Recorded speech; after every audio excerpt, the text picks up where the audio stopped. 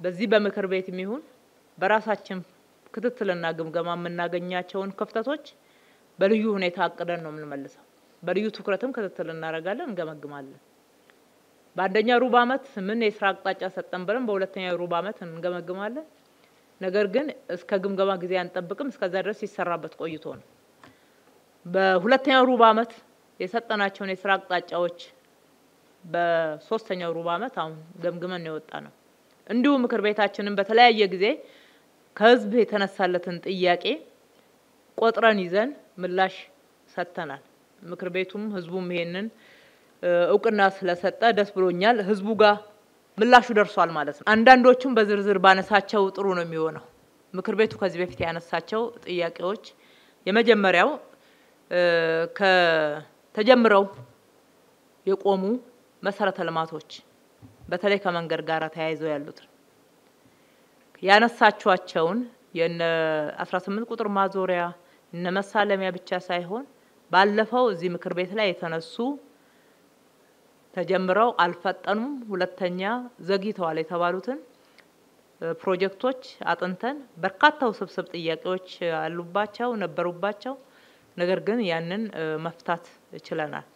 በተለይ ከዋጋ ማካካሻ ጋራ ከህግም አንፃር በጣም አስቸጋሪ ነበር። እንደ አዲስ ማጫረስ ደግሞ የሚያስከትለውን የገበያ ጥናቱን አይተን የሚያስከትለው ወጪ ለከተማው ከባድ መሆኑን አይተን ከኮንትራክተሮቹ ጋር አብዛኛውን ተግባብተናል።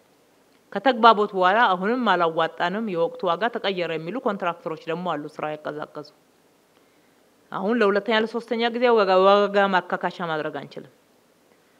የዘገዩ የቆዩ የድሮ ፕሮጀክቶች መሆናቸውን ታውቃላችሁ።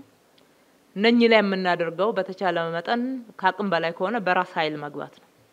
በራስ ኃይል ገብተን በራሳችን ማሽነሪዎችና ባለሙያዎች ሰርተን ለመጨረስ እንደ ፕላን ቢ ተዘጋጅተን ያለነው። አሁንም ለማጠናቀቅ አስፈላጊውን ጥረት እናደርጋለን። ሁለተኛ የማህበር ቤቶች ናቸው እዚህ ቤት ተነስተው የነበሩ። የማህበር ቤቶችም እንደምታውቁት ከፍተኛ የሆነ ውስብስብ የሆነ ችግር ያለበት የሌብነት ሽፋን መስጫ ጥያቄም እንደነበረ፣ በሌላ በኩል ደግሞ እዛ ውስጥ በርካታ በፍታዊነት መብት የሚገባቸው ሰዎች የተጎዱበት ነው። ከ3 ጊዜ በላይ ታግዷል። በኢህአዴግ ዘመንም በ2008 ታግዶ ነበር። እንደገና በለውጡ 2 ጊዜ ነው የታገደው። ስለዚህ አሁን እስኪማያዳግም የሆነ መፍትሄ እንስጥ ብለን ጥናቱን ከታች እነሱንም እያሳተፍን አደረግን። በተቻለ መጠን ፍትሃዊ ምላሽ ሰጥተናል ብለን እናምናለን። የማህበር ቤቶች ጥያቄም ምላሽ አግኝቷል። የከተማ አውቶቡሶች እያሉ ሰው ጥለው የሚያልፉበት በባዶ የሚጓዙበት የሚጠብቅ እያለ መጠበቅ ማለፍ ብቻ ሳይሆን ያላግባብም ማስከፈልም አለ። በርካታ አውቶቡሶች ቆመው ሰው ተሰልፈው ዝም ብለው ይመለከታሉና የመሳሰሉት ጥቆማዎች በምክር ቤቱ ጥያቄው ነው መተው ነበር። እሱን ለየት ባለ ዘመቻ ከማናው መስሪያ ቤት እንዴት ነው የምናገለግለው እያገለገልን ያለ ነው የሚል ትልቅ የሪፎርም ስራ ነው የሰራ ነው። በመስሪያ ቤቱ ውስጥ ያለው ዘግየት ያለ የከረመ የሌብነት ስርዓት መጀመሪያ ስርዓቱን ነው አሰራሩን ነው እንዲፈራርስ ያደረግነው። አዳዲስ አሰራሮችን ዘርግተናል ግልጸኝነት እንዲኖር።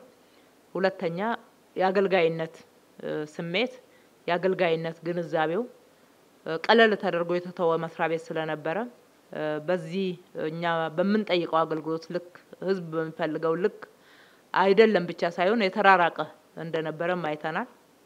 ሁለተኛ የተሽከርካሪዎች ማውደም ማጋጨት ሆነ ብሎ ለተለያዩ ጥቅም እንዲውል በማድረግ የመኪና ስፔር ፓርት ሳይቀር ወጥቶ የሚሸጥበትን ፋይንዲንጎች አግኝተናል።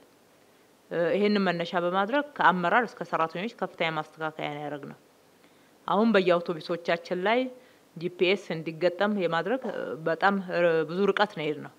ሁለተኛ ነገር ደግሞ አገልግሎቶቹን በቀላሉ መከታተል የምንችልበት የቴክኖሎጂ ስርዓትም ዝርጋታው ጥሩ ወደ ውጤት እየመጣልን ነው። በተሟላ ሁኔታ ሁሉም ጋር ተገበርንም፣ ነገር ግን ለመጨረስ የሚያስችለን አቅም ፈጥረናል። ከሁሉ በላይ ማገልገል በሚገባ ይገባኛል የሚለው ስሜት እንዲዳብር የማድረግ የተጀመረው ስራ እንዲሰርጽ የማድረግ ሂደቱ ከዚህ በላይ መጠናከር ያለበት እንደሆነ ታሳቢ ያደረግን ነገር ግን ደግሞ ለተነሳው ጥያቄ ጆሮ ሰተን ተግባራዊ የሆነ ምላሽ መሰጠቱን ለማንሳት ነው።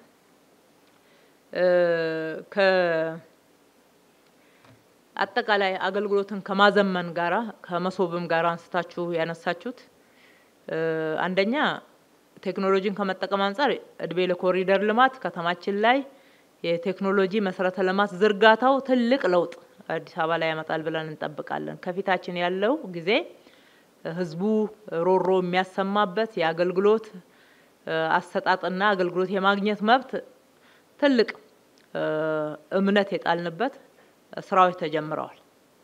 በአንድ ጊዜ አይለወጥም፣ ጊዜ ይጠይቃል። ነገር ግን ደግሞ የተጀመሩ ስራዎች በጣም ተስፋ ሰጪዎች ናቸው። አገልግሎታችን እንዲሳለጡ እንዲናበቡ ወደ አንድ ማዕከል እንዲመጡ እንዲሁ አይቻልም። ያንን ለማድረግ መናበብ አለባቸው። አንዱ አገልግሎት ከሌላ አገልግሎት ጋር መናበብ አለበት። ኢንተርፌሲንግ መጠበቅ መቻል ይገባዋል። አሁን የአንድ ማዕከል እየገነባን ያለነው ከፌደራል መስሪያ ቤት ወይም ደግሞ እንደ ሀገር ከተመረቀው ቀጥሎ የአዲስ አበባን ጠብቁ። አዲስ አበባ በፍጥነት እናደርሳለን። እየሰራንበት ነው። ቀደም ብለንም ጀምረናል። ወደ 87 የሚሆኑ ዋና አገልግሎቶችን ዲጂታላይዝ አድርገናል። ወደ 262 የሚሆኑ ንዑስ የአገልግሎት አይነቶችን ዲጂታላይዝ አድርገናል። በድምሩ 347 የአገልግሎት አይነቶችን ዲጂታላይዝ አድርገናል። ምን ሰጣቸው አገልግሎቶች በርግጥ በሺ የሚቆጠሩ ናቸው። ከዛ ውስጥ የጀመርነው 347 ዲጂታላይዜሽን ወደ አንድ ማዕከል መምጣት የሚችል ነው ማለት ነው። የአንድ ማዕከሉን ፋሲሊቲ አሟልተን ስንጨርስ እነኚህ በዋናነት አገልጋይነት የሚጠበቅባቸው አገልጋይነት የማይጠበቅበት መስሪያ ቤት ባይኖርም በርካታ ተገልጋይ ያላቸው መስሪያ ቤቶች ቀድመው ወደዚህ ወደ አንድ ማዕከል አገልግሎት እንዲገቡ እናደርጋለን።